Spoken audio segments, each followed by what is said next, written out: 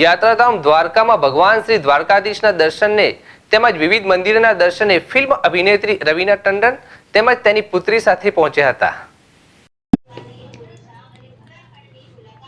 યાત્રાધામ દ્વારકામાં ભગવાન શ્રી દ્વારકાધીશના દર્શને તેમજ વિવિધ મંદિરોના દર્શને ફિલ્મી અભિનેત્રી રવીના ટંડન તેમની પુત્રી સાથે પહોંચ્યા.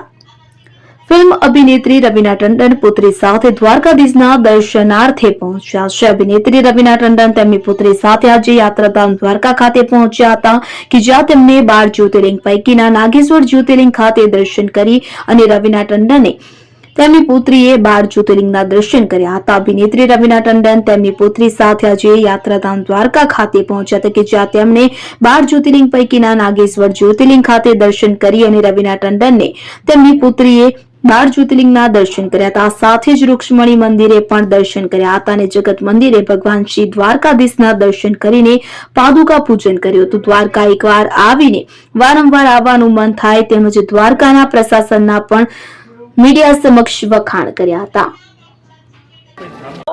बहुत अच्छा लगा है यहाँ द्वारकाधीश आते हुए और नागेश्वर भी गए हम और आज मेरा और मेरी बेटी के नागेश्वर में तो 12 ज्योतिर्लिंग पूरे हुए, तो आज बहुत ही धन्य दिन है हमारे लिए.